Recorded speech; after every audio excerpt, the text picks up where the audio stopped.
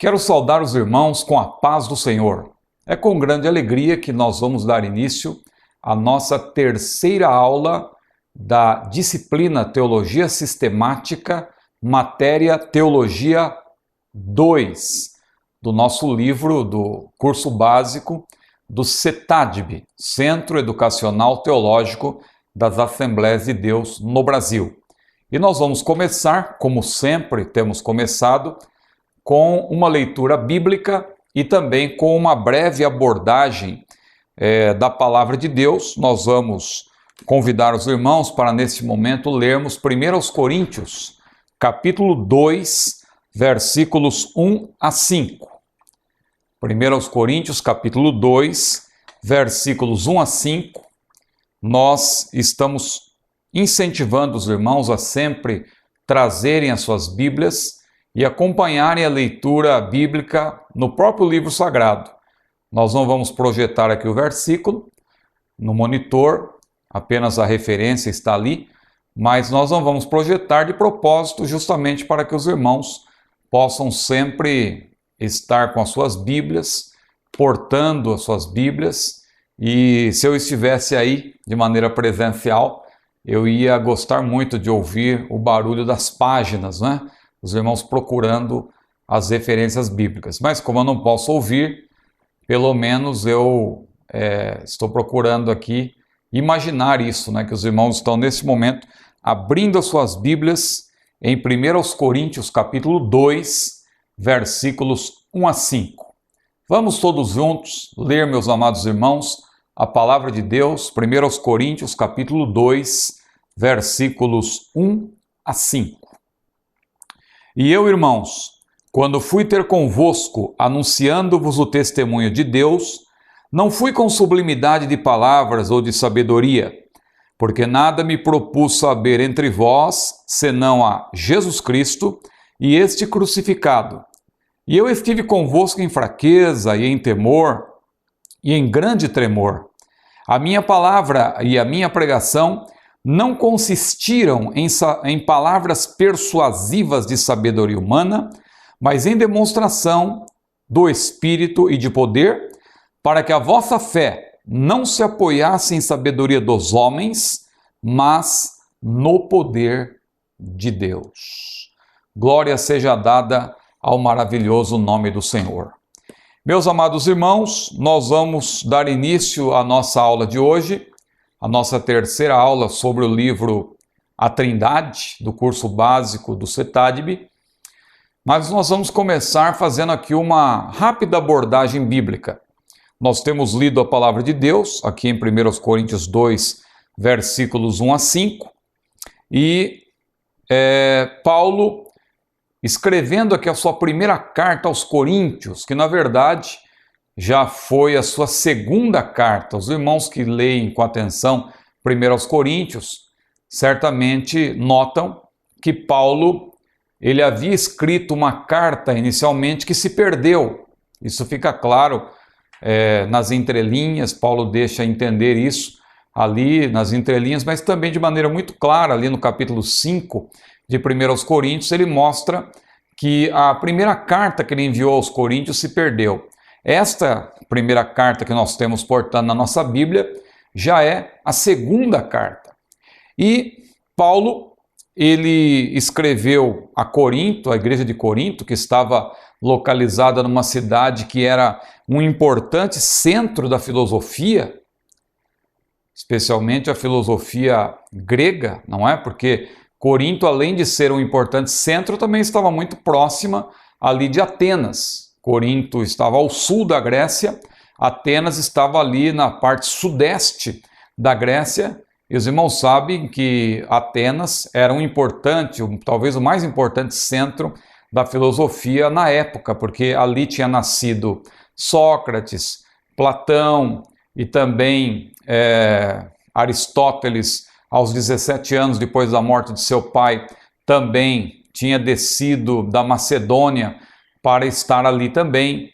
Então era um importante centro filosófico ali, Atenas, e estava muito próximo de Corinto, e Paulo era um homem que conhecia toda a filosofia da época, não é? Nos seus desdobramentos. Nós vemos isso no seu discurso lá em Atenas. E aqui, escrevendo aos Coríntios, é interessante que ele praticamente mostra que, a despeito de ele conhecer toda esta sabedoria dos gregos, toda a filosofia que vigorava na época e que dominava os discursos na época, apesar de tudo isso, ele diz que quando esteve entre os coríntios, ele não esteve ali em sublimidade de palavras. Ele diz que a minha palavra, disse ele, e a minha pregação não consistiram em palavras persuasivas de sabedoria humana. Ou seja, ele não falou como os filósofos falaram. Mas ele, na verdade, quando ele apresentou o Evangelho, ele não quis falar de outra coisa a não ser de Jesus Cristo e este crucificado. E ele disse, eu estive convosco em fraqueza, em temor e em grande temor, e a minha palavra e a minha pregação não consistiram, disse ele, em palavras persuasivas de sabedoria humana, mas em demonstração do Espírito e de poder, para que a vossa fé, disse ele, não estivesse apoiada na sabedoria dos homens, isto é, na filosofia que dominava, que imperava na época, mas no poder de Deus. Ou seja, a pregação de Paulo era uma pregação cristocêntrica. É interessante que quando Paulo chegou lá no Areópago, diante daqueles filósofos, epicureus, estoicos, Paulo veio com uma mensagem que para eles parecia uma mensagem nova. Eles não estavam acostumados com aquela mensagem. E fazendo uma aplicação para os dias de hoje, nós vemos que hoje a pregação no nosso meio às vezes está tão antropocêntrica, está tão, na verdade, em sintonia com as influências filosóficas que vigoram na pós-modernidade, que quando um pregador vai apresentar o Evangelho de Cristo, como de fato ele é, parece que acontece com ele a mesma coisa que aconteceu com Paulo quando ele estava em Atenas. Veja o que diz a Bíblia em Atos capítulo 17, versículo 18. Veja o que aconteceu com Paulo quando ele estava lá entre os epicureus, entre os estoicos, entre aqueles filósofos em Atenas. Veja o que aconteceu, Atos 17, versículo 18. E alguns dos filósofos epicureus e estoicos contendiam com ele. Uns diziam, que quer dizer este paroleiro, isto é, esse contador de histórias? E outros, parece que é pregador de deuses estranhos. Agora note, porque lhes anunciava a Jesus e a ressurreição.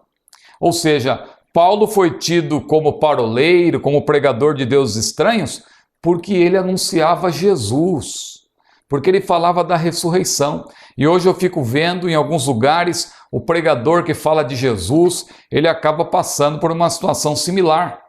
Ele chega às vezes num determinado evento, num grande evento, ele começa a falar de Jesus e começa a dizer, olha, eu estou aqui para dizer que Jesus é a porta, Jesus é o caminho, Jesus é o bom pastor, Jesus é o maravilhoso conselheiro, Deus forte, Pai da eternidade, príncipe da paz, Jesus é aquele quem disse, eu sou o alfa e o ômega, o princípio e o fim, o que era, o que é e o que há de vir, o Todo-Poderoso. Eu estou aqui para falar de Jesus, é Jesus quem pode mudar a sua vida. Se alguém está em Cristo, nova criatura é, as coisas velhas já passaram, eis que tudo se fez novo. Jesus disse, em meu nome expulsarão os demônios, falarão novas línguas, pegarão nas serpentes, e se beber alguma coisa mortífera, não lhe fará dano algum, e porão as mãos sobre os enfermos e os curarão.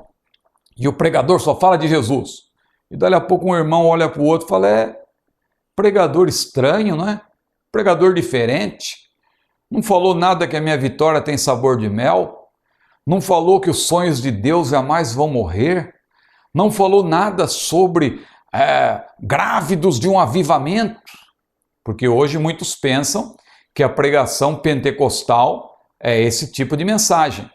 Mas, meu amado irmão, Paulo pregava Jesus. Ele disse, os judeus pedem sinal, os gregos buscam sabedoria, mas nós pregamos a Cristo crucificado. Glória seja dada ao maravilhoso nome do Senhor.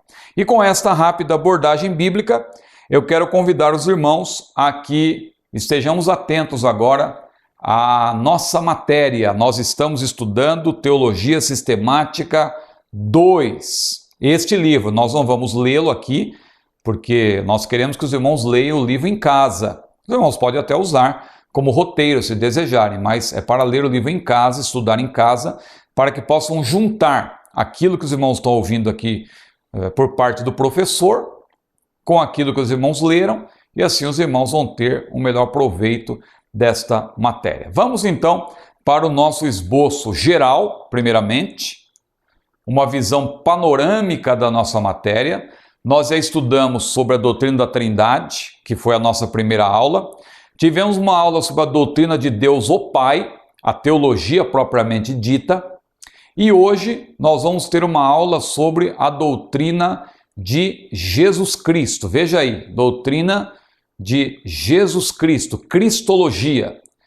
E vamos ter ainda mais duas aulas, a doutrina do Espírito Santo, Pneumatologia 1 e Pneumatologia 2, que nesse caso também pode ser chamada de Paracletologia, porque na verdade é a doutrina do Paráclito, ou seja, o Espírito Santo, Paracleto ou Paráclito, a doutrina do Espírito Santo, né, que vem de Paracletos lá no grego, a doutrina do Espírito Santo, mais voltada para as suas ministrações, ele como nosso consolador.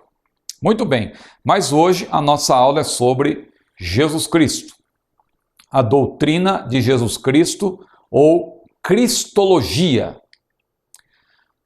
Aí está o esboço da nossa lição de hoje. Como nós terminamos a aula passada falando sobre os nomes de Deus no Antigo Testamento, e nós ali demos aquela tarefa para os irmãos estudarem em casa aquele assunto, nós vamos começar hoje continuando o assunto sobre os nomes, mas agora vamos tratar dos nomes e títulos do Senhor Jesus. Nomes e títulos do Senhor Jesus. Vamos falar um pouco da eternidade de Jesus, porque esta é uma das maiores provas de que ele é Deus Todo-Poderoso, porque quando se fala da eternidade de Jesus, é diferente da eternidade do homem. O homem é um ser eterno, ele é eterno a partir do momento que ele passa a existir, não é? Porque a partir do momento que você houve a concepção, não é? E você passou a existir, eu passei a existir, claro, nós somos eternos. Jamais seremos aniquilados, não é? A alma é eterna. A Bíblia não prega o aniquilamento das almas.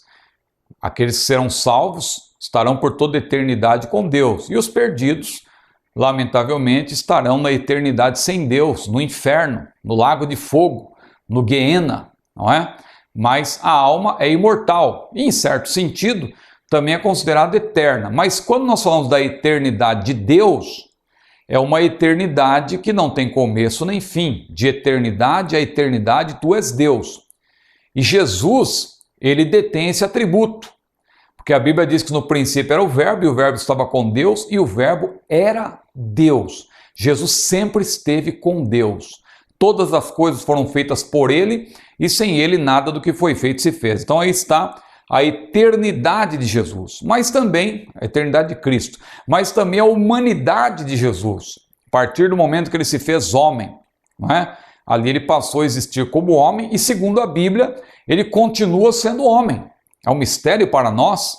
1 Timóteo 3,16 até diz que é o mistério da piedade, que na verdade ali Paulo aludia ao mistério da encarnação do Senhor Jesus. 1 Timóteo 3,16, nós podemos até depois ler esse versículo, que é um versículo muito importante sobre a encarnação do Senhor Jesus. 1 Timóteo 3,16, ele se fez homem sem nunca ter deixado de ser Deus. Também vamos falar mais sobre isso, Jesus, o Deus homem. Deus homem é um termo que está em total sintonia com a Bíblia. Alguém acha exagerado esse termo, alguém acha que esse termo é muito forte, mas à luz da Bíblia não. À luz da Bíblia, Jesus é Deus e Jesus é homem. Não é? Como eu estava dizendo, até a Bíblia diz que Jesus é homem hoje ainda. Paulo disse, há um só Deus, um só mediador entre Deus e os homens, Jesus Cristo, homem. Até hoje ainda ele é chamado de homem. Ele ressuscitou no mesmo corpo. Mas como explicar isso? Como entender isso? O corpo humano não limita Deus? Como que nós podemos dizer que Jesus, ele é onipresente, onipotente, onisciente, se ele está limitado ao seu corpo? É aí que nós não conseguimos entender, nossa mente não alcança, mas é difícil e nós temos que aceitar somente o que a palavra de Deus nos apresenta como verdade. Porque se nós formos querer questionar, como muita gente faz, e ficar aí divagando, né? Nossa, Jesus é filho de Deus e tal. Quem é o pai de Deus? Quem é o avô de Jesus? Veja que a pessoa não vai chegar a lugar nenhum, porque Deus é de eternidade a eternidade. Deus não tem começo nem fim. Então nós temos que aceitar o que a Bíblia diz que é melhor, não é? Encarnação, vida de Jesus na terra, a encarnação, continuando o assunto, a vida de Jesus na terra, Jesus como Messias, a morte expiatória de Jesus e o 10º tópico. Veja como essa lição é extensa. Nós não vamos, claro, nos deter em cada particularidade dessa lição. Essa lição é apenas uma lição em que nós estamos aqui procurando estimular os irmãos a estudarem mais o assunto. Mas veja que são 10 tópicos. 10 tópicos. Concluindo, terminando com a ressurreição de Jesus Cristo. Veja que aqui nós não estamos abordando detidamente a vinda de Jesus, porque isso acaba entrando mais na escatologia bíblica. Então nós vamos estudar até a ressurreição do Senhor. Então nós vamos começar, nós vamos então agora para o primeiro tópico, nomes e títulos de Jesus Cristo. Quais são os principais nomes e títulos do Senhor Jesus? O primeiro, é claro, Jesus, não é? Que designa a pessoa e a existência do Filho de Deus que veio ao mundo para salvar os pecadores. Isso está na Bíblia, lá em Mateus capítulo 1, versículo 21. O seu nome será Jesus, porque ele salvará o seu povo dos seus pecados. Então veja que o nome Jesus significa Salvador. Todos sabem qual é o sentido, qual é a significação do nome de Jesus. Jesus Cristo, que é o nome completo, porque abarca também o título Cristo, compõe-se do nome próprio do Senhor Jesus e do título Cristo. Senhor é o título de sua divindade, Jesus é o título de sua humanidade e Cristo de seu ofício como sumo sacerdote, rei e profeta. Aqui nós podemos parar um pouco, só para fazer uma rápida explicação. Veja que o título mais completo de Jesus no Novo Testamento é Senhor Jesus Cristo. Paulo usou muitas vezes. Você pode ver em Romanos, em 1 Coríntios, em outras cartas, e Pedro também usou, e às vezes a Bíblia inverte a ordem, né? Por exemplo, quando a Bíblia fala do nascimento de Jesus ali, anunciado para os pastores, aqueles anjos disseram, o seu nome será... há nascido, Cristo Jesus, que é o Senhor, não é? Então veja, mas sempre enfatizando esses 3 aspectos, Jesus, Cristo, Senhor, ou Senhor, Jesus, Cristo. E há um versículo no Novo Testamento que me chama muito a atenção, que eu queria até compartilhar com os irmãos, fazendo aqui uma rápida abordagem. Abram aí, por gentileza, Romanos, capítulo 13 de Romanos, porque a Bíblia tem alguns versículos que, para nós entendermos, nós temos que estudar a Bíblia. Às vezes o versículo isolado fica difícil de ser explicado, não é? Romanos 13, versículo 14. Veja o que diz a Bíblia. 13 de Romanos, versículo 14. Mas revestivos, observe, revestivos do Senhor Jesus Cristo e não tenhais cuidado da carne em suas concupiscências. Veja, revestivos do Senhor Jesus Cristo. O que vem a ser isso? Se a pessoa lê assim isoladamente, revestivos do Senhor Jesus Cristo, o que significa isso? Quando a Bíblia diz revestivos, veja que revestir-se significa, na verdade, colocar uma roupa por cima de outra roupa. Porque vestir-se, por exemplo, quando eu coloquei essa camisa, eu me vesti. Agora, quando eu coloquei o paletó por cima da camisa, o que aconteceu? Eu me revesti, porque revestir é vestir por cima daquilo que já está vestido. Então veja que interessante.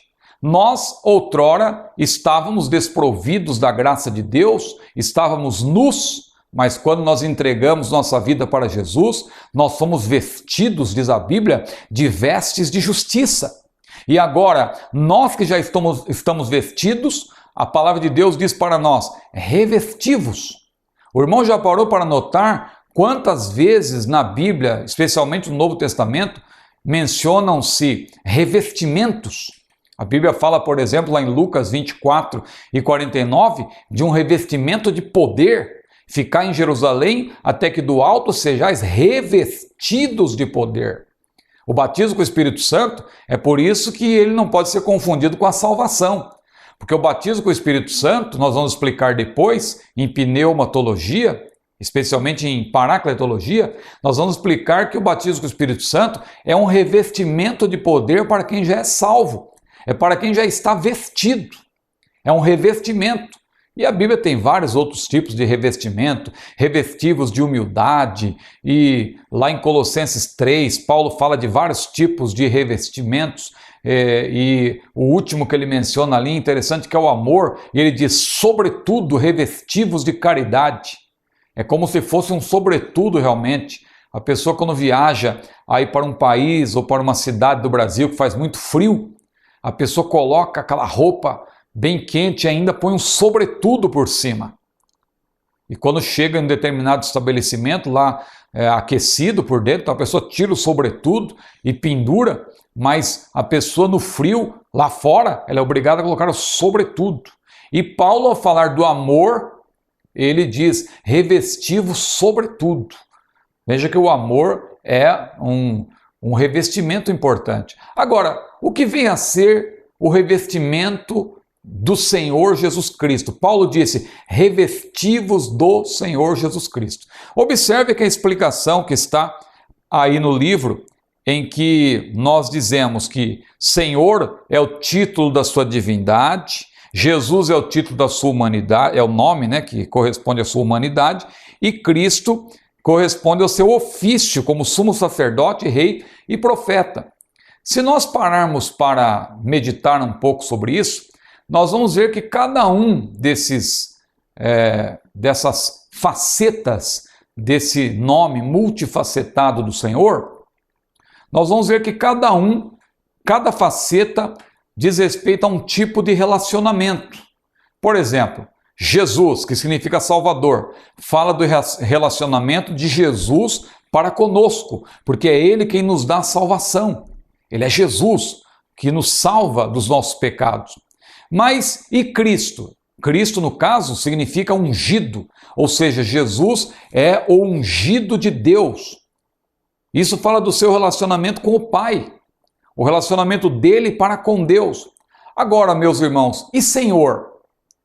Senhor, ele é Senhor Jesus Cristo. Senhor fala do nosso relacionamento para com ele, porque se ele é Senhor, naturalmente nós somos servos. Então veja que quando Paulo diz que nós devemos nos revestir do Senhor Jesus Cristo, em outras palavras, ele está dizendo que nós temos que receber e crer em Jesus de maneira plena. Temos que recebê-lo como Senhor, temos que recebê-lo como Salvador e temos que recebê-lo como Cristo. Você já viu que tem pessoa que parece que recebe Jesus apenas como Salvador, mas não quer recebê-lo como Senhor? Não é? Receber Jesus como Salvador significa o relacionamento dele para conosco. Então a pessoa ela quer apenas receber. Jesus é o meu Salvador, é Ele quem me dá bênçãos, é Ele quem me dá alegria, que maravilha! Mas e Jesus como Senhor? Significa que nós temos que nos humilhar diante dele, nós temos que obedecê-lo, nós temos que andar de acordo com a sua vontade. A Bíblia diz lá em 1 João capítulo 2, versículo 6, aquele que diz que está nele, também deve andar como ele andou. Aquele que diz que está nele, também deve andar como ele andou. Então veja, Senhor Jesus Cristo fala do relacionamento nosso para com Ele, porque Ele é Senhor e nós somos servos. Jesus, o relacionamento dele para conosco, porque é Ele quem nos salva, é Ele quem nos abençoa. E Cristo, o relacionamento de Jesus para com o Pai, porque Ele veio para cumprir, como Messias, a missão que recebeu do Pai. Por isso Ele disse: eu glorifiquei-te na terra, tendo consumado a obra que me deste a fazer. Lá na cruz Ele bradou: está consumado. Outrora Ele havia dito: eu e o Pai somos um. Por quê? Porque o nome Cristo, claro, tem uma relação com esta intimidade que há entre Deus o Pai e Deus o Filho. Muito bem, então veja, Jesus, o segundo título aqui, Cristo, e aí nós mencionamos novamente o credo niceno, que nós abordamos na aula anterior, o credo niceno que enfatiza que Jesus, ele é o Senhor Jesus Cristo. Esse título mais completo que eu falei que é no Novo Testamento, ele aparece no credo niceno, porque ali se menciona que no Senhor Jesus Cristo, o Filho unigênito de Deus, luz de luz, verdadeiro Deus, do verdadeiro Deus, gerado, não feito, sendo de uma substância como o Pai, por quem todas as coisas foram feitas, Senhor Jesus Cristo. Glória seja dada ao maravilhoso nome do Senhor. Vamos adiante, aí no 1.3, você vê aí, nós estamos falando aqui dos nomes do Senhor, o primeiro Jesus, o segundo Cristo, que é um título, depois o mais completo, Jesus Cristo ou Senhor, Jesus Cristo ou Senhor, ou Senhor Jesus Cristo. Aí no caso a ordem não altera, na verdade, o que está contido, a informação que está contida aí e que nós explicamos, não é? Senhor Jesus Cristo. Muito bem. E outros nomes que o Senhor tem também, que são mencionados aí no ponto 4. Vários títulos atribuídos a Cristo no Antigo Testamento, como Siló, como maravilhoso conselheiro. É até importante também dizer uma coisa: em algumas versões da Bíblia aparecem 5 nomes de Jesus, em Isaías capítulo 9, versículo 6. E um menino nos nasceu, e um filho se nos deu, e o principado está sobre os seus ombros, o seu nome será... Veja que algumas Bíblias dizem maravilhoso, vírgula, conselheiro, vírgula, Deus forte, Pai da eternidade, príncipe da paz. 5 títulos, vamos dizer assim. Mas é importante destacar que uma leitura a partir do texto original, não é? Na língua original, vai nos convencer de que, na verdade, não é maravilhoso e depois conselheiro. Na verdade, é um título só, maravilhoso conselheiro. Tanto que as versões mais recentes da Bíblia já estão tirando a vírgula entre maravilhoso e conselheiro, não é? Então é maravilhoso conselheiro. Agora, é claro que isso aí não é nada que seja assim para criar uma grande discussão, porque nós podemos, sem problema nenhum, dizer que Jesus tem o nome de maravilhoso também, não é? Com base até naquela experiência de Manoá, o pai de Sansão. Ali certamente é uma manifestação cristofânica em que aquele anjo ali que aparece para Manoá, ele diz que o seu nome era maravilhoso. E Jesus é maravilhoso. Eu mesmo já preguei algumas vezes nesse versículo de Isaías 9,6, dizendo que Jesus é maravilhoso. Ele é maravilhoso para salvar, Ele é maravilhoso para curar, Ele é maravilhoso para batizar com o Espírito Santo. Jesus é maravilhoso. Não há problema nenhum de você tomar esse versículo como base para dizer que Jesus é maravilhoso. Mas, a rigor, o título ali é composto. Aliás, são 4 títulos compostos. Maravilhoso Conselheiro, Deus Forte, Pai da Eternidade, Príncipe da Paz. 4 títulos. Então veja que Jesus, à luz do Antigo Testamento, ele é Siló, ele é maravilhoso conselheiro, ele é Deus forte, ele é Pai da eternidade, já falando aqui de Isaías, não é? Príncipe da paz, com base em Jeremias, Zacarias e também Isaías, Jesus ele é o renovo, etc. No Novo Testamento, Cristo Jesus, Senhor de todos, Senhor dos senhores, Senhor e Salvador, Jesus Cristo. E tem até um quadro muito bonito que eu vejo em algumas livrarias, em algumas igrejas, em gabinetes pastorais, aquele quadro que tem todos os nomes, todos não é? Uma boa parte dos nomes de Jesus. É muito bonito aquilo, Jesus é maravilhoso, Jesus é o Criador e tal. E também tem os pregadores que gostam de citar Jesus, o que ele é em cada livro da Bíblia. Em Gênesis ele é a semente da mulher, em Êxodo ele é o cordeiro pascual, em Levítico ele é o sacrifício expiatório, em Números ele é a rocha ferida, em Deuteronômio ele é o grande profeta que haveria de vir. E a pessoa vai citando, até chegar em Apocalipse. Porque, de fato, Jesus tem muitos nomes, muitos títulos, e esse assunto é vasto. E eu estimulo os irmãos a continuar estudando sobre o assunto. Mas nós vamos para o segundo tópico. Eternidade de Cristo. E nós vamos dividir esse assunto em duas partes. Cristo é eterno e Cristo é o mesmo. Por que nós estamos enfatizando que Cristo é o mesmo? Porque Cristo nunca deixou de ser Deus. Jamais se esqueça disso, meu irmão. Se Jesus um dia deixou de ser Deus, é porque ele sequer pode ser chamado de Deus, porque Deus é. Deus nunca deixa de ser o que ele é. Ele é aquele que existe por si mesmo. Ele é autoexistente. Lembre-se do que Jesus falou: antes que Abraão existisse, eu sou. Lembre-se do que a Bíblia diz: no princípio era o Verbo, e o Verbo estava com Deus, e o Verbo era Deus, porque Jesus nunca deixou de ser Deus. Jesus é o mesmo ontem, observe, Jesus é o mesmo ontem e hoje e eternamente. Ele nunca deixou de ser o que ele é Deus. Então, esse atributo da eternidade de Cristo é muito importante. Nós vamos aqui então avançar. Ninguém há, pois, que possa negar a sua existência, é isso que nós queremos enfatizar. Não devemos limitar Jesus Cristo ao tempo e à história, apesar de ele ter se tornado homem, e muita gente às vezes não entende como. Então ele se limitou, ele deixou de ser Deus. Não. Nós vamos estudar daqui a pouco sobre a natureza de Jesus, que é algo muito complexo, gera muita confusão, muita polêmica, mas isso, claro, quando a pessoa dá vazão à sua carne. A maioria das discussões que existem por aí é por causa da carnalidade.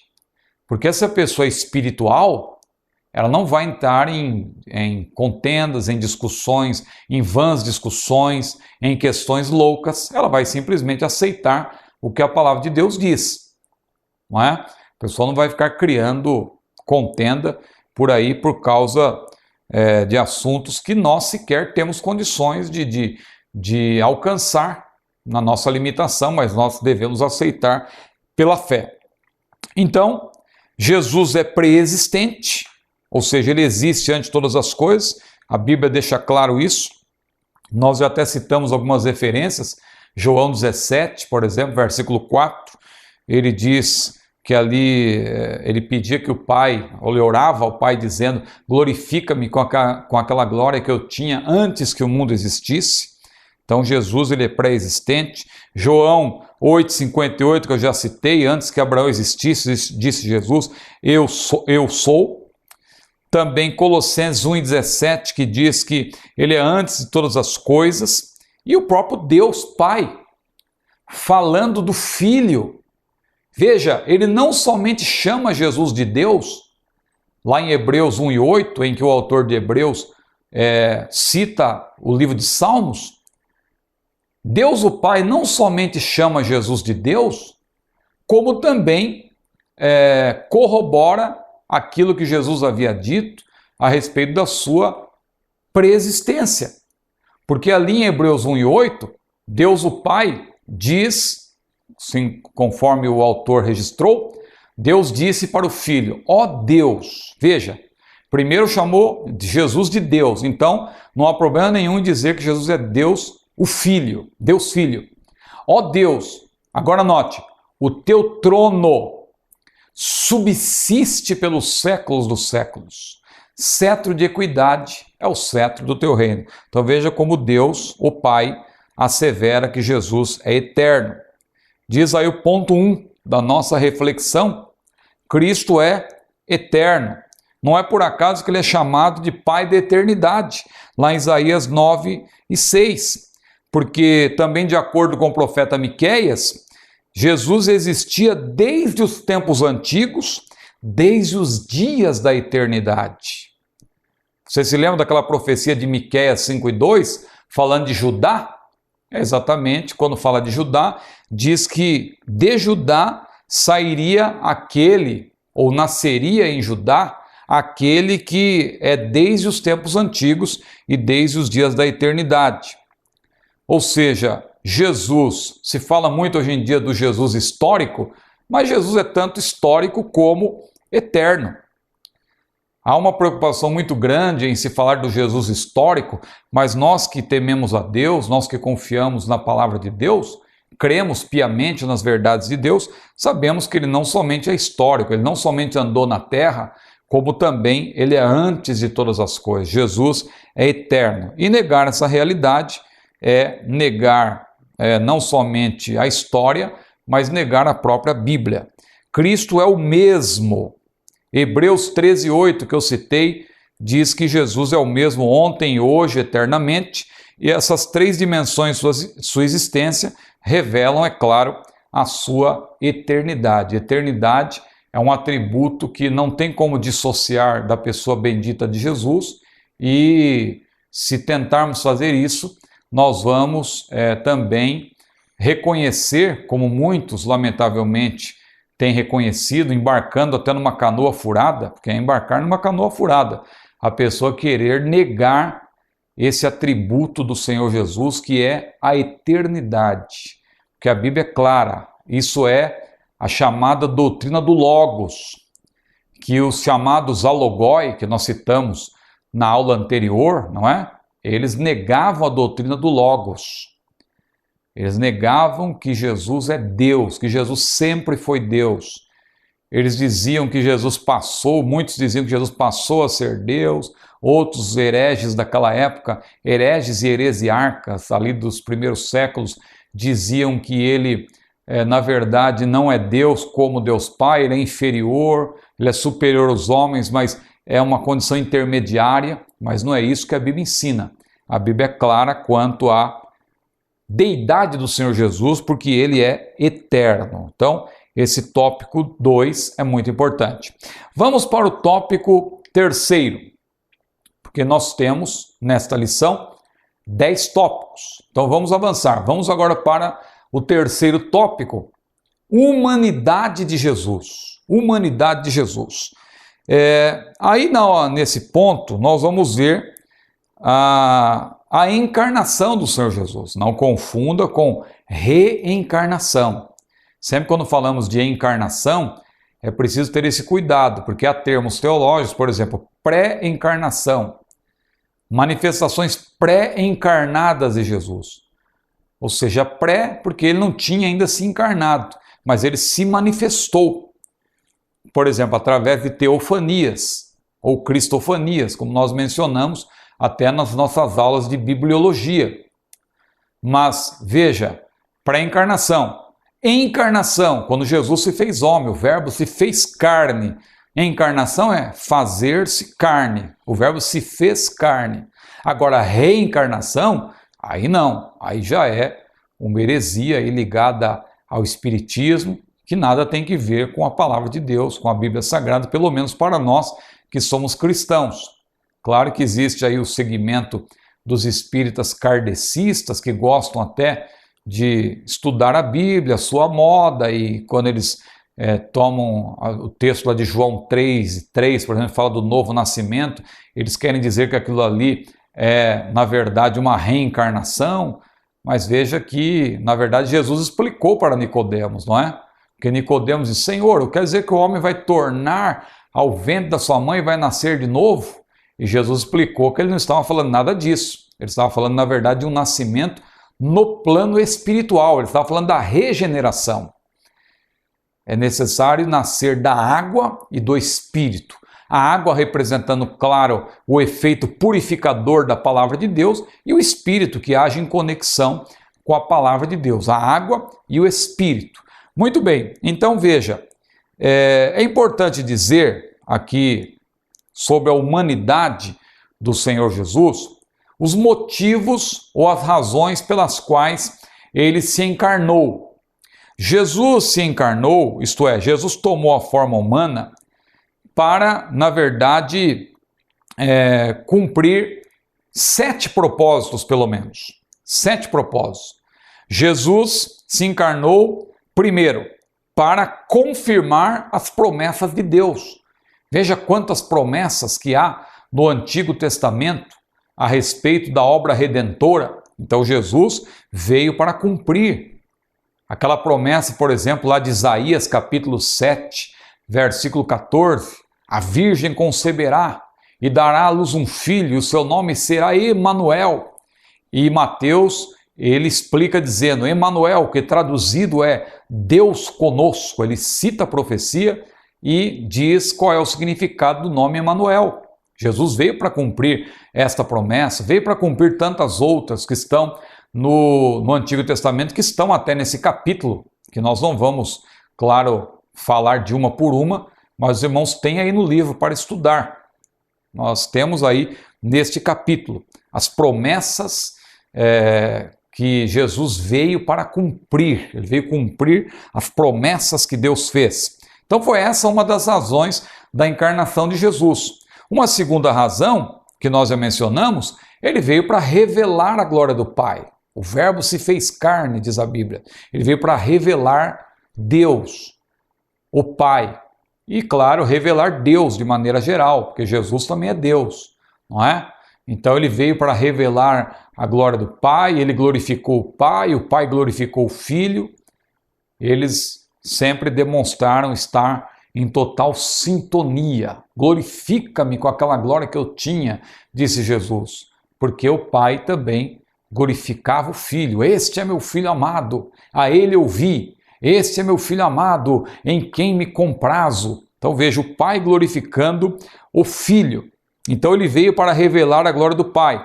Mas uma terceira razão da sua encarnação, ele veio para se tornar um fiel sumo sacerdote.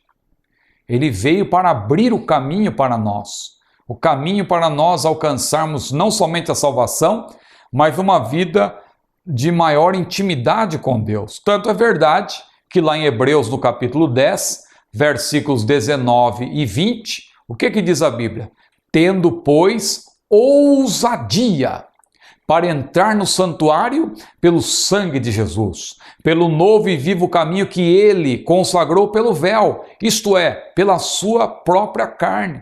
Veja que a palavra véu ali é empregada pelo autor de Hebreus como uma metáfora da própria carne do Senhor Jesus. A carne do Senhor Jesus foi ferida. E nós sabemos que quando Jesus morreu, quando ele deu o último brado lá na cruz, a Bíblia diz que o véu do templo se rasgou de alto a baixo. E aquele véu não era uma cortina, como nós conhecemos hoje, uma cortina que tem uma espessura muito pequena, é maleável. Não, o véu, aquela cortina, na verdade, ela tinha uma espessura considerável. Algumas polegadas, de acordo com os eruditos, de tal modo que ela não podia ser rasgada com mãos de homens, através das nossas próprias mãos. Era necessário que juntas de bois, puxando de um lado e puxando do outro, rasgasse aquele véu, só que dessa forma rasgariam o véu de baixo para cima. Mas veja que interessante que quando Jesus deu o último brado na cruz, o véu se rasgou de alto a baixo, de cima para baixo. Isso aí demonstra o quê? Demonstra que a iniciativa da salvação é de Deus. É Deus quem quer salvar o pecador, vem do alto. É por isso que Jesus disse, eu sou o pão vivo que desceu do céu. A salvação vem do céu, a salvação vem do Senhor. Glória ao maravilhoso nome do Senhor. E Jesus, como nosso sumo sacerdote, ele abriu o caminho, o véu do templo se rasgou A sua própria carne foi rasgada e ele entrou, diz a Bíblia, lá na última divisão, espiritualmente falando, é claro, ele entrou lá na última divisão do tabernáculo, lá no lugar santíssimo. E agora o autor de Hebreus nos convida, tendo, pois, ousadia para entrar no santuário. Santuário ali significa a última divisão do tabernáculo, o lugar santíssimo. Tendo ousadia para entrar no lugar santíssimo. Mas como? Pelo sangue de Jesus. Porque o sumo sacerdote, ele lá no tabernáculo, quando o tabernáculo era aberto, era levantado no deserto, o sumo sacerdote, uma vez no ano, ele entrava lá na última divisão do tabernáculo com sangue, ele aspergia o sangue sobre o propiciatório, ele entrava com sangue. Veja, e aí então a nuvem da glória de Deus descia, Deus se manifestava e perdoava o povo, perdoava os pecados. Jesus também, ele derramou o seu próprio sangue e pelo sangue de Jesus, diz a Bíblia, nós podemos agora, como sacerdotes também que somos, nós podemos entrar, meus queridos irmãos, lá na última divisão do tabernáculo. Glória ao maravilhoso nome do Senhor. Então Jesus, ele se encarnou para se tornar um fiel sumo sacerdote. Mas uma quarta razão por que ele se fez carne, ele se manifestou, diz a Bíblia, para aniquilar o pecado. Ele veio para tirar o pecado do mundo. Mas não vá confundir isso com universalismo.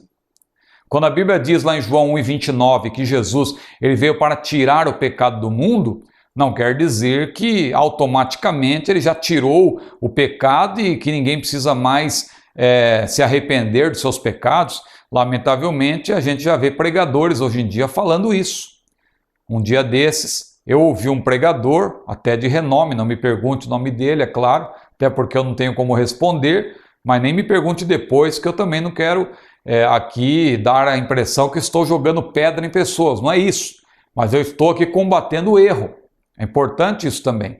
Mas eu ouvi um determinado pregador dizendo que Jesus tirou o pecado do mundo, no sentido de que todos serão salvos. Ora, isso é totalmente contrário ao ensino do próprio Jesus, porque Jesus disse, entrai pela porta estreita, porque larga é a porta, espaçoso o caminho que conduz à vida, e são poucos que a encontram, porque larga é a porta, espaçoso o caminho que conduz à perdição, e são muitos que entram por essa porta da perdição, mas são poucos que entram pela porta e pelo caminho da salvação. Estreita é a porta, disse Jesus. Então, meus amados irmãos, a ideia do universalismo, ela não tem nenhuma aceitação, não é? À luz da palavra do Senhor. Mas Jesus, ele se manifestou para aniquilar o pecado, no sentido de que hoje o pecado não tem domínio sobre aqueles que creem em Cristo. Aqueles que seguem a Jesus, a Bíblia diz que Deus amou o mundo de tal maneira que deu o seu Filho unigênito para que todo aquele que nele crê não pereça, mas tenha a vida eterna. Aquele que segue a Jesus, o pecado não tem domínio sobre ele. Ou seja, Jesus veio para nos libertar do poder do pecado. Claro que não ainda da presença do pecado. A presença do pecado é quando nós estivermos numa outra dimensão, quando os nossos corpos forem glorificados. Hoje ainda, o pecado ainda habita em nós, mas se nós estivermos em Jesus, dependendo da graça de Jesus, o pecado, diz a Bíblia, não terá domínio sobre vós. Muito bem, mas Jesus veio também para destruir as obras do diabo. É a quinta razão pela qual ele se encarnou. Ele veio também para nos dar o exemplo de uma vida santa. Jesus não precisava ser batizado nas águas. Por que ele desceu às águas do batismo? E até João Batista estranhou essa atitude de Jesus e disse, Senhor, eu que preciso ser batizado por ti? Mas o que Jesus disse para João Batista? Para que se cumpra toda a justiça. Então ele se batizou. Jesus, claro que ele nunca deixou de ser Deus, e nesse caso ele nunca deixou de ser santo, mas mesmo assim ele deu o exemplo de uma vida santa. Ele sendo santo, nunca deixou de ser santo, porque Jesus, nesse sentido, claro, a Bíblia diz que ele em tudo foi tentado, mas é bom esclarecer isso à luz da Bíblia. Em tudo foi tentado, mas a tentação que Jesus recebeu foi a tentação que vem de fora, não é? A tentação que vem de fora. Nós somos tentados pela tentação que vem de fora, a tentação de Satanás, a tentação do mundo, mas não somos tentados só pelo que vem de fora. Nós somos tentados também a partir da nossa própria natureza, porque a nossa natureza é uma natureza decaída, é uma natureza adâmica. Jesus, não. Jesus sempre foi santo. Ele, como homem, foi gerado no ventre de Maria por obra e graça do Espírito Santo, e ele nasceu sem ter o germe do pecado. É por isso que Jesus nunca pecou sequer por pensamentos. Jesus sempre foi santo, 100% santo. Nunca deixou de ser santo. Entretanto, ele deu o exemplo de uma vida santa. Ou seja, ele se santificou, ele se separou para agradar a Deus Pai, dando um exemplo de uma vida santa. Por isso que a Bíblia diz lá em Atos capítulo 10, versículo 38, que nós devemos andar como Jesus andou, não é? Aliás, a Bíblia diz, como Deus ungiu a Jesus de Nazaré com o Espírito Santo e com virtude, o qual andou fazendo bem e curando a todos os oprimidos do diabo, porque Deus era com ele. Veja como Jesus andou. Ele andou fazendo bem. E a Bíblia diz, agora sim, lá em 1 João capítulo 2, versículo 6, que nós devemos andar como ele andou. E Pedro também disse que nós devemos seguir as pisadas do Senhor Jesus. Da maneira como ele andou, nós devemos andar também. Então ele veio para aniquilar o pecado, ele veio para destruir as obras do diabo, ele veio para dar o exemplo de uma vida santa e, finalmente, ele veio para preparar o segundo advento, a sua segunda vinda, porque ele disse aos seus discípulos e a nós por extensão. O que ele disse? Ele disse, não se turbe o vosso coração. Credes em Deus? Crede também em mim. Na casa de meu pai há muitas moradas. Se não fosse assim, eu vou-lhe teria dito, vou preparar-vos lugar. E continuando ele disse, e se eu for e vos preparar lugar, virei outra vez e vos levarei para mim mesmo, para que onde eu estiver, estejais vós também. Então Jesus veio para confirmar as promessas do Pai. Primeiro, Jesus veio para revelar a glória do Pai. Segundo, Jesus veio para tornar um fiel, para se tornar um fiel sumo sacerdote, é o terceiro motivo. Quarto, para aniquilar o pecado. Quinta razão, quinto motivo, para destruir as obras do diabo. Sexto motivo, para nos dar o exemplo de uma vida santa. E sétimo, para preparar o segundo advento. A humanidade de Jesus também é um assunto muito importante na cristologia bíblica. Cristo humanizou-se, portanto, como está aí enfatizado no livro, para aniquilar o que tinha o império da morte, isso é o diabo, como diz lá em Hebreus 2:14. E veja que interessante, a vitória de Jesus foi na cruz. A vitória de Jesus não foi no inferno, como muita gente diz. Lá em Colossenses 2:14 diz que Jesus, tomando aquela cédula que era contra nós, ele cravou-a na cruz e diz a Bíblia, ele triunfou em si mesmo. E eu gosto da versão atualizada de Almeida que diz que Jesus triunfou na cruz, porque esta é a verdade que está lá no texto original. A construção frasal indica isso, que Jesus triunfou na cruz, porque foi na cruz que ele deu o brado da vitória, foi na cruz que ele disse, está consumado. Mas veja que a gente ouve ainda muitos pregadores, parece que diminuiu, antigamente havia mais, aquela pregação que diz que quando Jesus morreu, houve festa no inferno, não é? E os pregadores faziam até o barulho lá do prego batendo, e depois lá também no inferno, os demônios todos festejando e tal, vencemos! Jesus está morto, nós vencemos! Mas diz que dali a pouco Jesus foi chegando e aí o diabo e os demônios começaram a ouvir passos fortes e os pregadores faziam o barulho dos passos, bum, bum, bum, Jesus chegando. E teve um pregador que foi tão ousado que ele disse que até Jó estava do lado do diabo e Jó deu uma cotovelada no diabo quando começou a ouvir os passos fortes e Jó deu uma cotovelada no diabo e falou, tá vendo? Eu não te disse que o meu Redentor vive? E meus irmãos, muita gente acha bonito isso, mas meu irmão, Jesus não venceu o diabo no inferno. Jesus não foi lá no inferno tomar chaves do diabo, como muita gente diz. Aliás, quem disse que o diabo um dia teve chaves? A Bíblia diz que Jesus tem. Lá em Apocalipse ele disse, eu tenho as chaves da morte e do inferno. Mas a Bíblia não diz que ele tomou as chaves do diabo. Jesus tem. Porque na verdade Jesus venceu o diabo com a sua morte na cruz. Diz lá em Hebreus claramente que ele venceu, aniquilou o diabo pela sua morte. E lá em Colossenses 2, 14 e 15 também.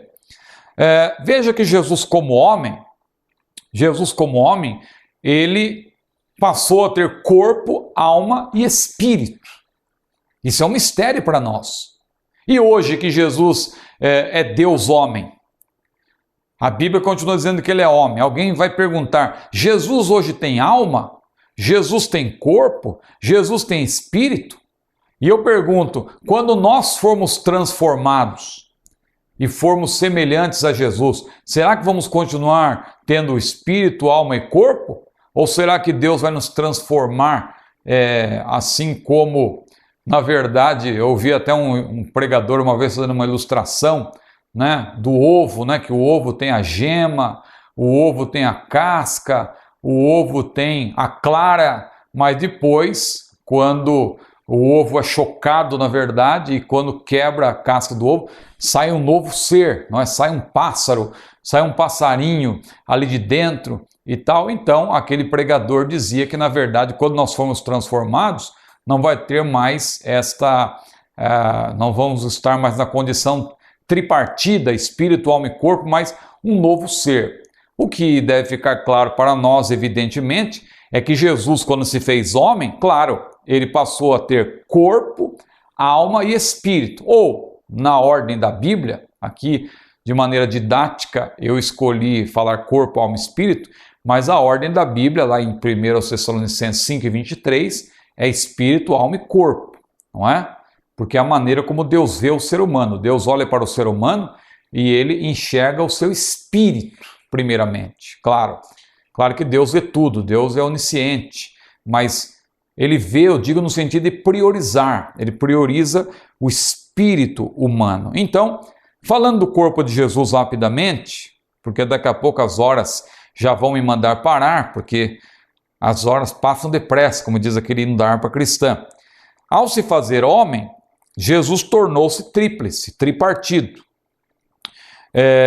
Hebreus 10:5 diz, corpo me preparaste, uma alusão ao corpo do Senhor. Em João 2:19-22, ele disse, derribai este templo, e em 3 dias eu o levantarei. E a Bíblia diz claramente que ele não aludia ao templo, né? Ele falou templo, mas na verdade ele aludia ao seu corpo, derribai este templo, e em 3 dias eu o levantarei, eu o reedificarei. Isso até gerou uma confusão e as pessoas ali, os inimigos de Jesus não entenderam, depois até usaram isso contra ele. Esse homem disse que vai levantar o templo que demorou tantos anos para ser levantado em apenas 3 dias. Mas Jesus falava do seu próprio corpo, ele usou o templo como uma metáfora do seu próprio corpo, porque Jesus teve um corpo, tanto que José de Arimateia tomou o corpo de Jesus. Eu estou enfatizando isso porque há heresias aí de perdição que negam a realidade de que Jesus se tornou homem. Jesus tornou homem. Então, é importante enfatizar que Jesus teve corpo. Após sua ressurreição, o Deus homem apresentou-se com o mesmo corpo físico que recebera ao humanizar-se. Há grupos ali dos primeiros séculos, e hoje especialmente as testemunhas de Jeová, que negam o fato de que Jesus ressuscitou no mesmo corpo. Eles dizem que a ressurreição de Jesus foi, na verdade, uma ressurreição do seu espírito. Ora, o espírito não morre. O que morre é o corpo. Só que para as testemunhas de Jeová, na verdade, a ressurreição de Jesus foi espiritual, foi o seu espírito, e ele teve que tomar vários corpos. Então veja que Jesus teve que furar a mão, teve que furar o lado, né, desses novos corpos, porque quando ele se apresentou aos seus discípulos, ele até disse para Tomé, Tomé, mete o teu dedo aqui para ver que sou eu mesmo. E Tomé, quando tocou ali do lado de Jesus e viu que era o lugar da lança, quando Jesus mostrou as suas mãos furadas, Tomé, ele disse, Senhor Deus, e Deus meu, não é? Ele então ali fez uma declaração maravilhosa, mas depois que ele viu, e daí surgiu até esse ditado, né, que diz que a pessoa é igual Tomé, ela tem que ver para crer. Mas que maravilha a declaração de Tomé, se todos aqueles que, mesmo sendo incrédulos, mas depois fizesse essa declaração que Tomé fez, que maravilha, não é? Senhor Deus e Deus meu. Ele reconheceu, na verdade, a deidade do Senhor Jesus. Muitos hoje não querem reconhecer, mas Tomé, que é tido como incrédulo, ele fez uma declaração pela qual reconheceu a deidade, a divindade do Senhor Jesus. Muito bem, a alma de Cristo. Jesus também teve alma. A Bíblia mostra claramente que ele teve alma, lá em Isaías capítulo 53, 11 e 12, de maneira profética. A Bíblia fala que Jesus teve sentimentos que estão atrelados à alma, como por exemplo, ele sentiu pavor e angústia, indignação, compaixão, agonia, além de chorar e de se perturbar. Espírito, ele também teve espírito, porque o ser humano é tripartido. Ah, irmão Ciro, então não é tricotomista? E ficam pessoas discutindo aí tricotomia, dicotomia. Ora, irmão, nós temos que crer na Bíblia. 1 Tessalonicenses 5:23 é claro: todo o vosso espírito, alma e corpo sejam conservados plenamente a Deus irrepreensíveis, para a vinda de nosso Senhor. Hebreus 4:12 diz que a palavra penetra na divisão da alma e do espírito. Há uma divisão. Se há uma divisão, é porque, embora estejam ligadas, essas duas partes são distintas. Tanto é verdade que Maria, ela quando soube que seria a mãe do Salvador, ela disse: minha alma engrandece ao Senhor e o meu espírito se alegra em Deus, meu Salvador. Ações diferentes, porém simultâneas. Com a alma ela fazia uma coisa, com o espírito outra coisa completamente diferente. Isaías também, ele disse: com a minha alma eu te desejei de noite, e com o meu espírito que está dentro de mim, madrugarei a buscar-te. Então, também Isaías disse que com a alma ele fazia uma coisa e com o espírito ele fazia outra. Alma e espírito são completamente diferentes. Uma coisa é a alma, outra coisa é o espírito. Mas, irmão Ciro, mas então o irmão é tricotomista? Veja, eu sigo o que diz a Bíblia. A Bíblia apresenta o ser humano como tripartido. Agora, há casos também em que a Bíblia apresenta o homem interior, que é formado por espírito e alma, como tendo duas partes, o homem interior e o homem exterior. Então, nesse caso, se alguém quiser defender a dicotomia, só que não tem como contrariar o fato de que o ser humano é tripartido. Então, depende muito da maneira como você está considerando o texto bíblico à luz do contexto. À luz do que nós citamos, sem dúvida nenhuma, o ser humano é tripartido. Mas Paulo também disse: ainda que o nosso homem exterior se corrompa, o nosso homem interior, contudo, se renova de dia em dia. Então, uma passagem não anula a outra. Nós temos que entender que dentro de uma abordagem, o ser humano, claro, ele é indubitavelmente tripartido, dentro de outra, ele é bipartido, mas por quê? Porque o homem interior, na verdade, contempla as duas partes, espírito e alma, e a parte exterior, claro, é uma alusão ao corpo. Então Jesus teve também, como ser humano, espírito. E é interessante, por que Jesus teve espírito? Por que ele teve que ser igual a nós nesse sentido? Claro que Jesus, a Bíblia diz que ele se fez semelhante. Por que ele se fez semelhante? Pelo menos 3 vezes no Novo Testamento diz que ele se fez semelhante. Porque, claro, ele não tinha o germe do pecado. Ele não nasceu com a natureza pecaminosa, não é? Como nós. Ele, como homem, foi gerado por obra e graça do Espírito Santo no ventre de Maria, sem ter o germe do pecado. Então, com exceção do pecado, ele se tornou homem, não é? Jesus, Cristo homem, diz a Bíblia. Ele é homem, ele se fez homem. Tinha tudo de um homem, espírito, alma e corpo. Mas por que Jesus tinha espírito? Porque em espírito ele cumpriu uma importante missão. Quando ele disse: Pai, nas tuas mãos entrego o meu espírito, como que dizendo: Pai, agora eu preciso cumprir essa outra missão. Eu estou à sua disposição. Entrego o meu espírito nas suas mãos. E o que aconteceu? A Bíblia diz que ele ficou sob os cuidados do Deus Pai e ele em espírito, ele desceu lá nas partes para falar aos espíritos em prisão. Pedro menciona isso. É claro que Jesus não foi lá para pregar o evangelho, ele foi ali para proclamar a sua vitória. E dentro de uma abordagem aí que para muitos é uma abordagem difícil, nós vamos entrar nesse assunto talvez em escatologia, quando falarmos do Hades, não é? Aquela que é aquele lugar intermediário, não é? O estado intermediário, ali dentro de uma abordagem mais escatológica, tomando como base Efésios, tomando como base Lucas 24, em que Jesus disse para aquele infrator, hoje estarás comigo no paraíso, fazendo uma amarração, vamos dizer assim, de vários textos da Bíblia, nós vamos entender que Jesus em espírito, ele desceu lá nas partes mais baixas da terra, lá no Hades, não é? Segundo o termo usado pela palavra de Deus, as partes mais baixas da terra, ele tirou de lá os santos dos tempos veterotestamentários e transportou esses santos lá para o paraíso, no terceiro céu, que Paulo chama de terceiro céu. E ali então, Jesus fez isso, ele proclamou a sua vitória, transportou aqueles santos do Antigo Testamento para o terceiro céu, e então ele cumpriu uma importante missão também entre a sua morte e a sua ressurreição, não é? Então, meus amados irmãos, é importante nós aceitarmos isso como verdade, mas há vários questionamentos que a nada levam, porque nós temos aí o que foi revelado para nós e há coisas que ainda vão se revelar. Há coisas que nós não vamos entender aqui.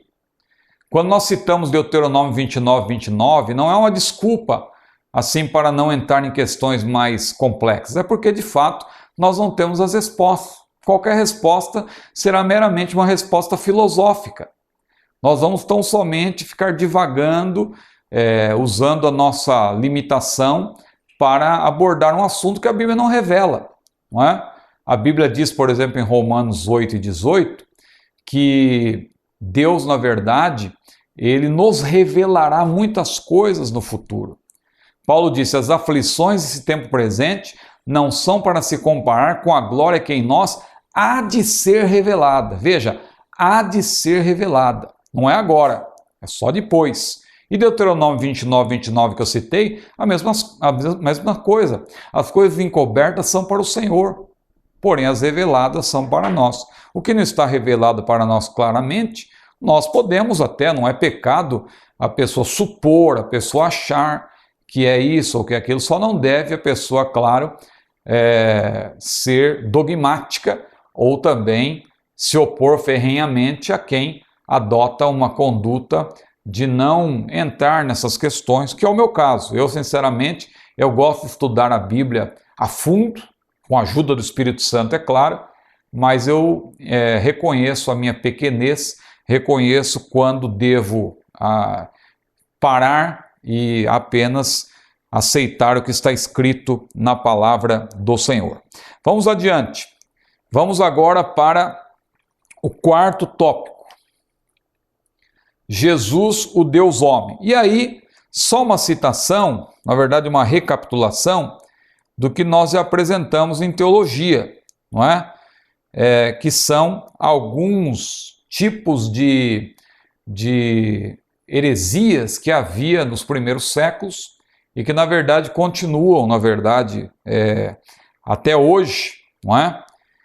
De outra forma, são apresentadas hoje em dia de outra maneira. Mas aí tem o exemplo dos gnósticos, não é?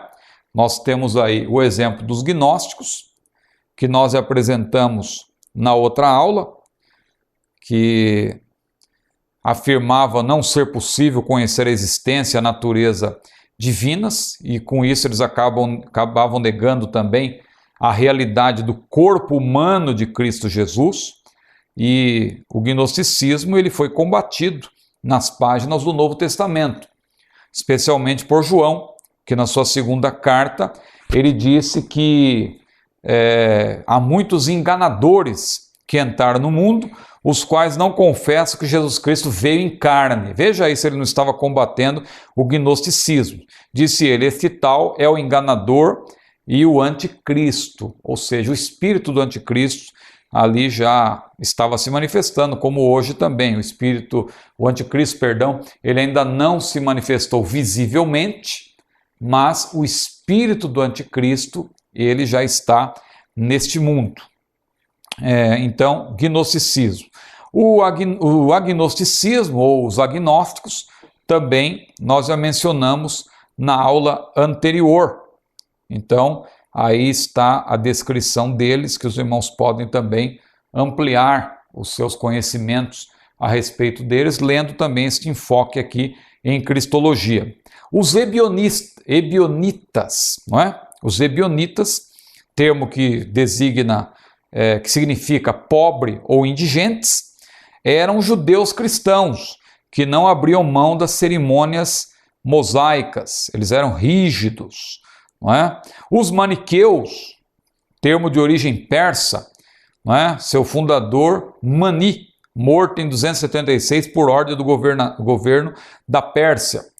Eles acreditavam que o universo se compunha dos reinos das trevas e da luz, recusavam Jesus, criam num Cristo celestial. Veja como era algo totalmente fora do que a palavra de Deus nos ensina. Eles eram severos, porém, quanto à obediência, quanto ao ascetismo, e renunciavam ao casamento. Veja que Paulo, de maneira profética, ele já falou desses que surgiriam lá em 1 Timóteo 4:3, proibindo o casamento. E Paulo chamou de doutrina de demônios. O Espírito expressamente diz, disse ele, que nos últimos tempos apostatarão alguns da fé, dando ouvidos a espíritos enganadores e a doutrinas de demônios. E ele mais adiante fala que eles viriam proibindo o casamento, não é? Proibindo o casamento. O quinto grupo, os arianos, que nós já tratamos também na aula passada, quando falamos daquela contenda, né, daquele conflito atanásio-ariano. Ário, que era um bispo lá, um presbítero, de Alexandria, que era oriundo do monarquianismo dinâmico, mas ele veio apresentando uma ideia de que Cristo é o primeiro dos seres criados, de que Jesus pode ser chamado de Deus apesar de não possuir a deidade no sentido pleno. Então, aquela ideia de que somente Deus é ingênito e que Jesus é criado, que nós explicamos, creio, na aula passada, os irmãos entenderam muito bem. Ele achava que Jesus estava limitado à criação. Lembrando, claro, que havia os arianos moderados, que tentavam fazer ali uma conciliação entre Ário e Atanásio e tal, mas que também não foi uma tentativa bem sucedida. Mas havia também os chamados anomoianos, ou seja, arianos extremistas, que na verdade diziam que a natureza do filho é completamente diferente da natureza do pai, dessemelhante. E o concílio de Niceno, graças a Deus, acabou pondo um ponto final nisso. Claro que ainda existem os hereges aí, os heresiarcas, mas pelo menos aquele concílio convocado por Constantino serviu para que um grande grupo de teólogos, ali daqueles 318, a maioria se posicionou contra as heresias e deu todo o aval à defesa da fé feita por Atanásio.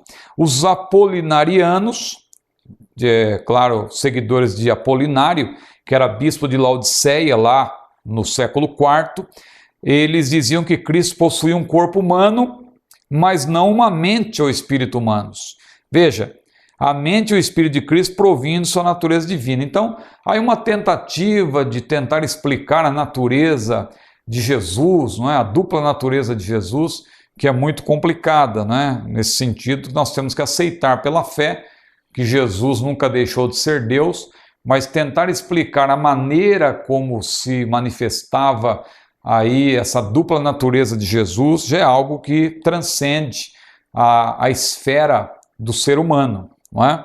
Então é importante ter cuidado com isso. Acabou aí se tornando em mais uma heresia, não é? E que foi rechaçada pelos ortodoxos, né? Ali os concílios que aconteceram e os pais da igreja se posicionaram e acabaram também refutando os apolinarianos, porque eles diziam que Cristo tinha de ser pleno e verdadeiramente homem. Os defensores, na verdade, deixaram claro que Cristo tinha que ser pleno e verdadeiramente homem, a fim de nos salvar de modo igualmente pleno, como vemos lá em Hebreus 2:17.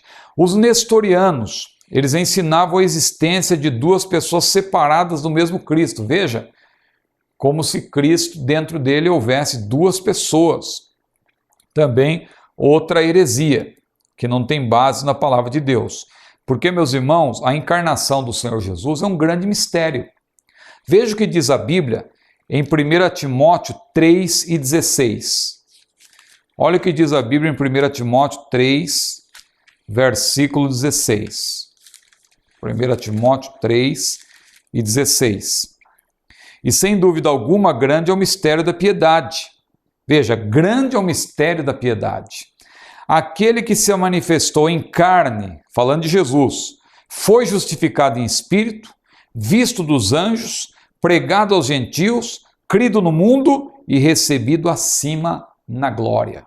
Mas veja como Paulo, um homem que tinha um grande cabedal, um homem que além do seu conhecimento, ele foi arrebatado ao terceiro céu e ouviu palavras inefáveis que ao homem não é lícito falar. Ele, Paulo, reconheceu que a encarnação de Jesus é o mistério da piedade. Então, tomemos cuidado, não é? Para não entrarmos num caminho errôneo. Os eutiquistas, aí está também, os eutiquistas que defendiam a ideia de que Cristo possuía uma só natureza, só que eles faziam uma confusão muito grande também sobre isso, porque eles diziam que a natureza humana foi absorvida pela natureza divina, não é? Ou seja, uma coisa contida na outra. Então isso aí era algo que também gerava um grande problema.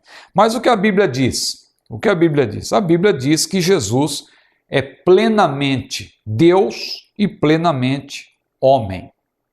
Isso aí é o que diz a palavra do Senhor, e a definição de Calcedônia em 451 deixou muito claro isso, não é? Diversas posições doutrinárias inadequadas quanto à natureza de Cristo foram propostas e vieram a ser rejeitadas. Entre elas estava ali aquela grande controvérsia. Quem já estudou sobre a história da doutrina cristã, não é? Por exemplo, aquele autor Gonçalves, né? Ele tem uma grande abordagem sobre o assunto, não é? Justo Gonçalves, né? Ele aborda o assunto de maneira muito clara e ele mostra ali as divergências entre os antioquenos e os alexandrinos.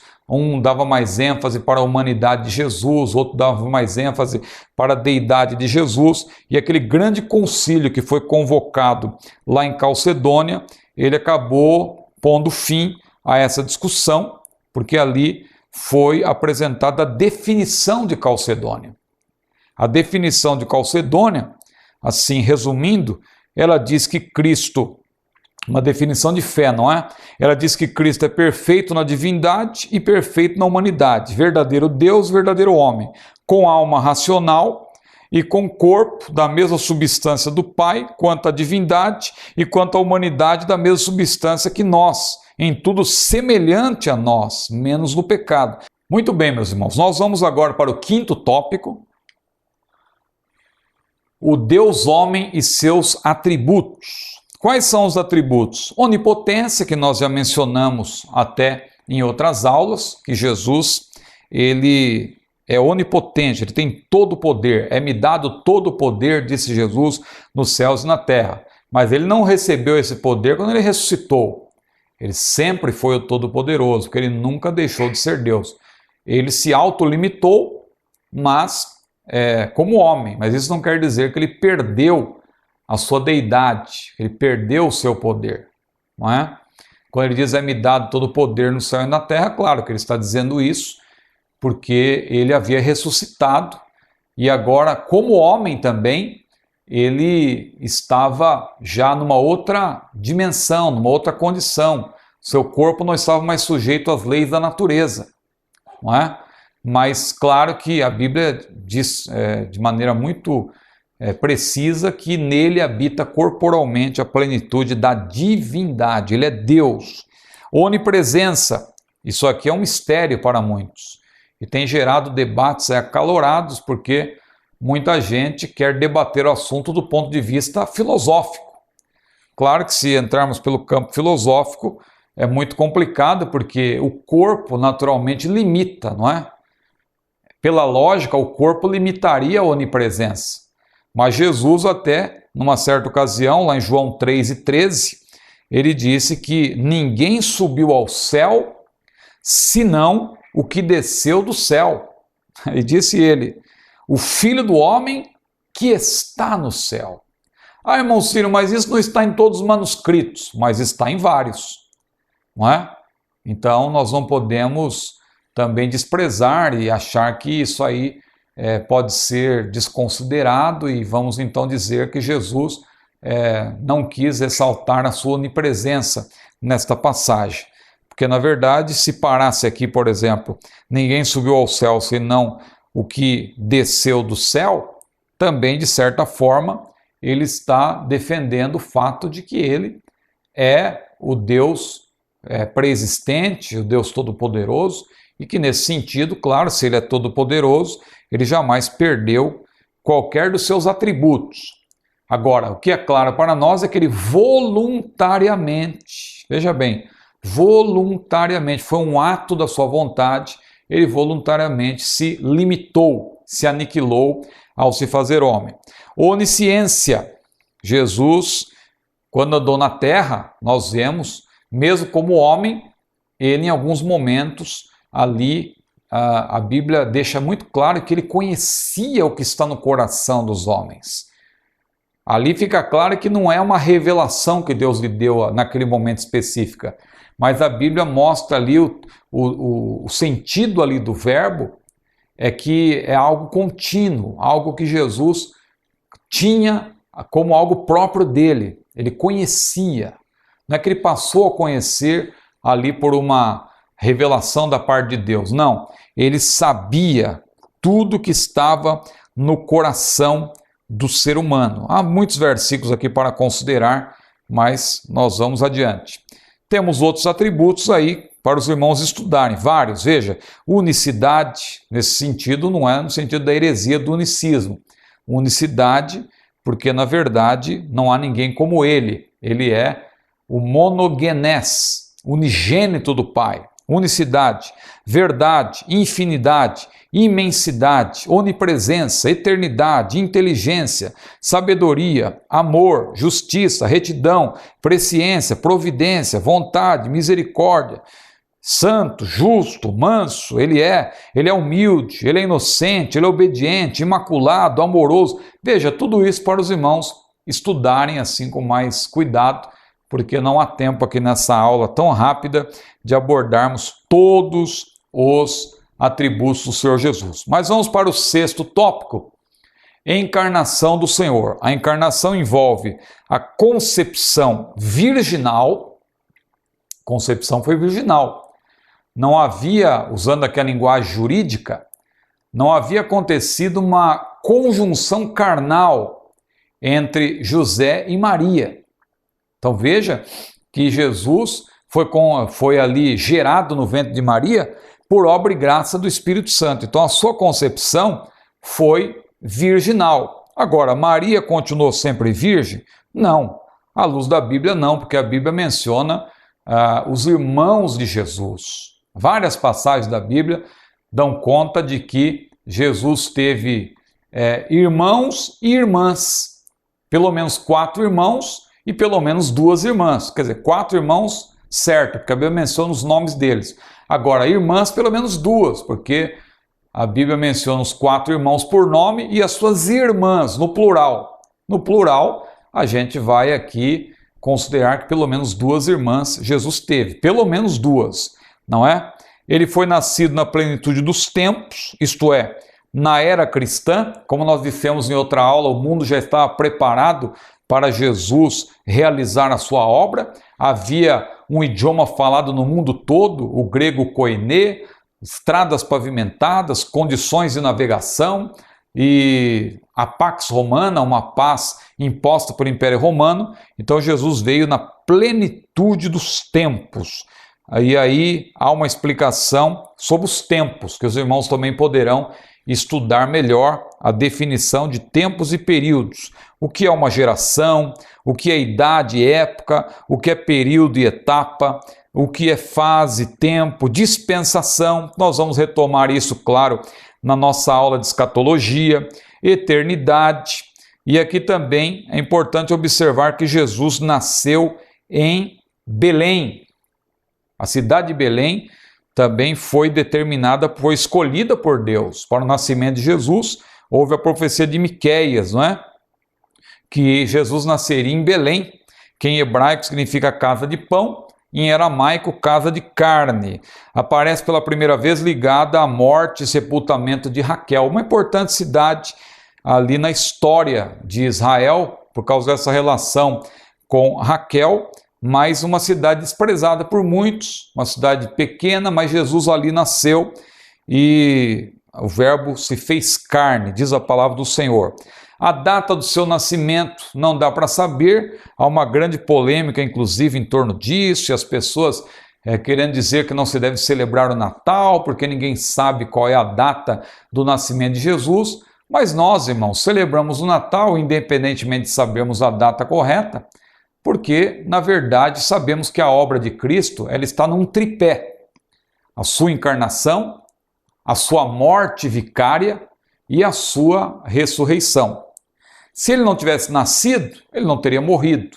Se ele não tivesse morrido, ele não teria ressuscitado. Ou seja, se ele não tivesse nascido para revelar a glória do Pai, ele não teria morrido pelos nossos pecados. E se ele não tivesse morrido pelos nossos pecados, ele não teria ressuscitado para a nossa justificação.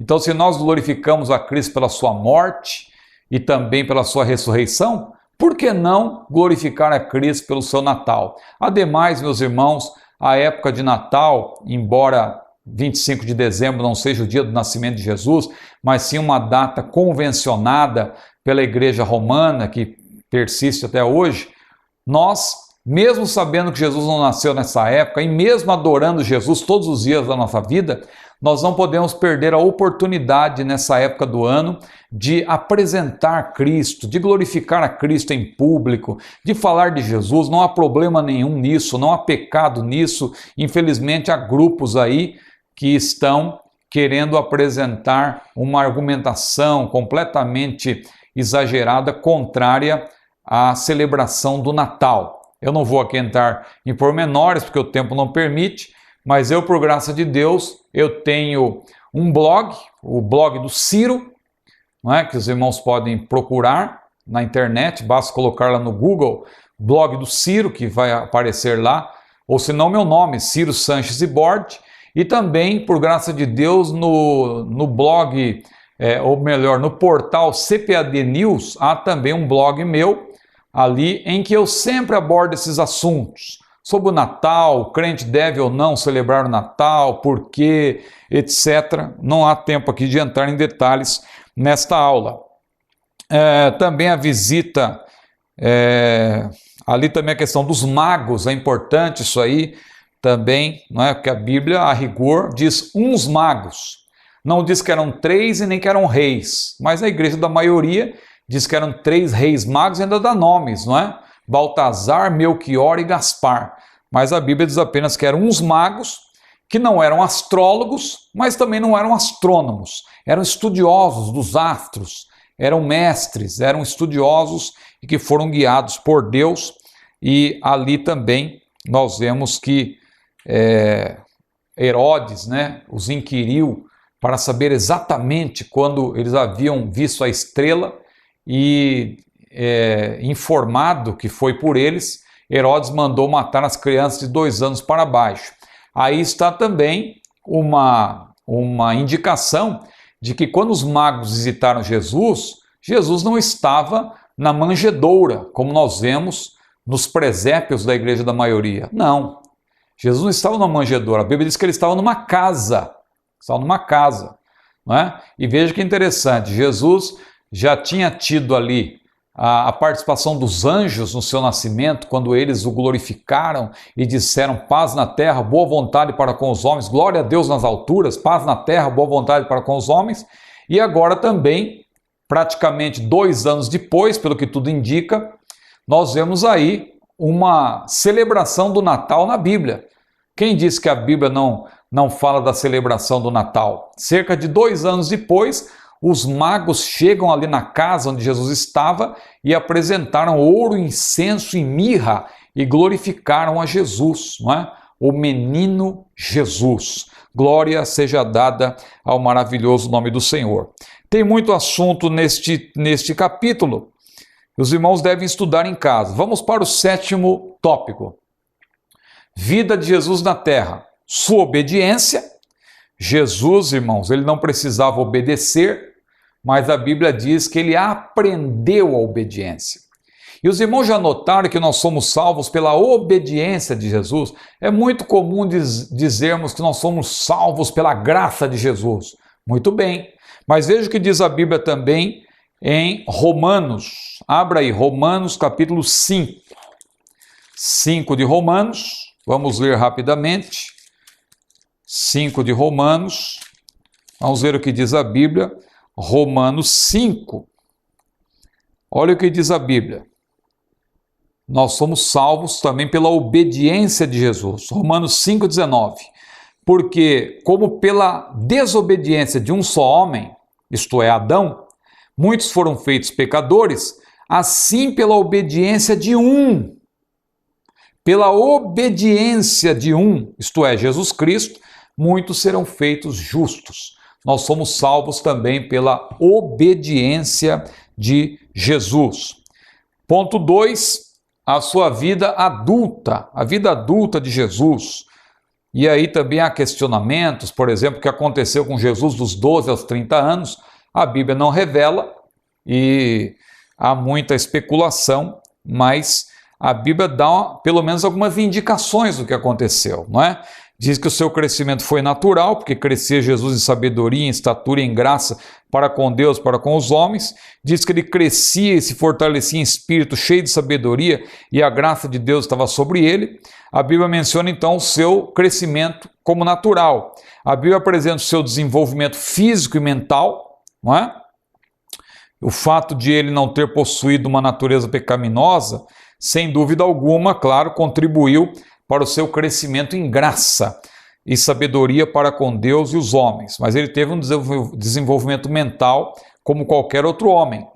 Ele frequentava com regularidade a sinagoga, como também o templo, ou seja, ele queria aprender, e a sua familiaridade com as escrituras sagradas é percebida em Lucas 4,17.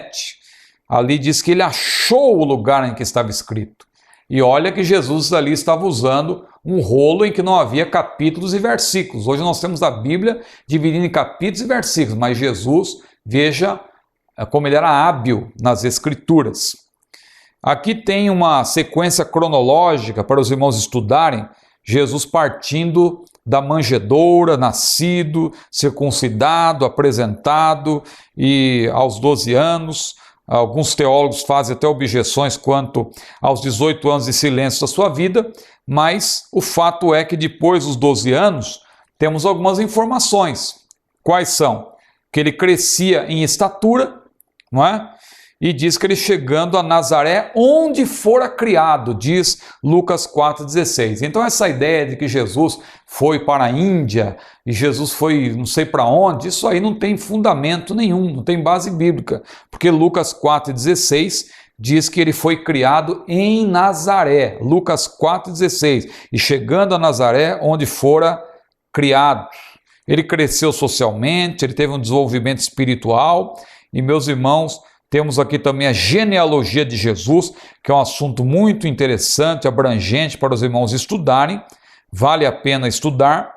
O ministério terreno de Jesus, isso aqui também muito importante, você sabe que Jesus teve um ministério tripartido. Diz lá em Mateus 4:23 que ele, na verdade, ensinava, pregava e curava. Veja que se você fizer um estudo da vida de Jesus, você vai ver que Jesus até cantou, diz que ele cantou um hino, mas 2/3 do ministério de Jesus foram dedicados à exposição da palavra de Deus. Isso transmite uma lição para nós, não é? Será que nós estamos atentando para isso hoje? A gente às vezes chega em alguns cultos que parece que é um verdadeiro festival de cânticos.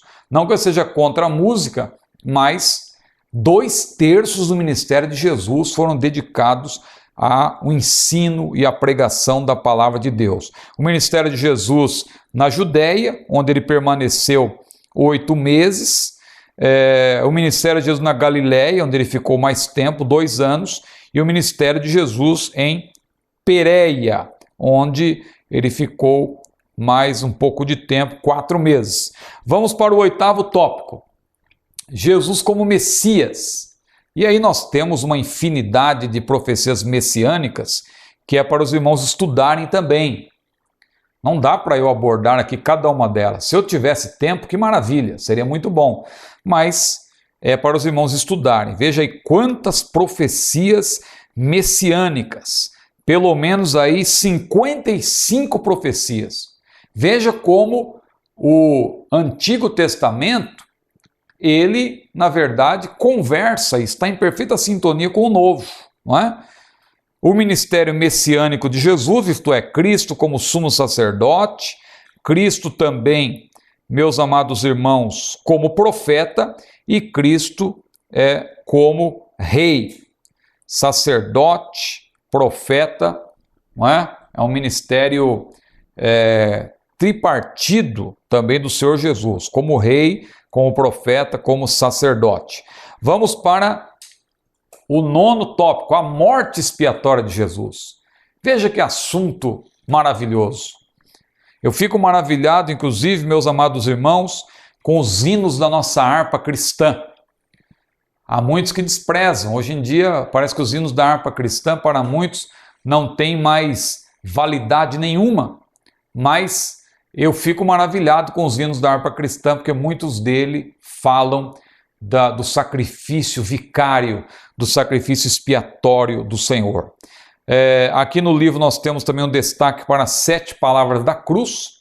É uma pregação, aliás, você que gosta de pregar, aproveite aí o que está no livro.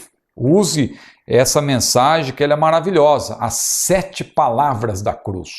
Que mensagem evangelística! Que mensagem maravilhosa que eu já tive o privilégio de pregar algumas vezes e por isso eu fiz questão de colocar aí também no livro.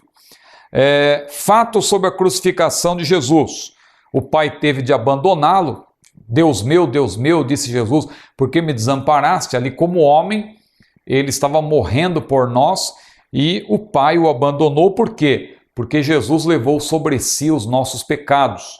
Foi como se uma enorme seringa sugasse todo o pecado do mundo e injetasse, por assim dizer, fazendo uma aplicação em Jesus. Ele mesmo nunca teve pecado, mas ele assumiu, ele levou sobre si os nossos pecados.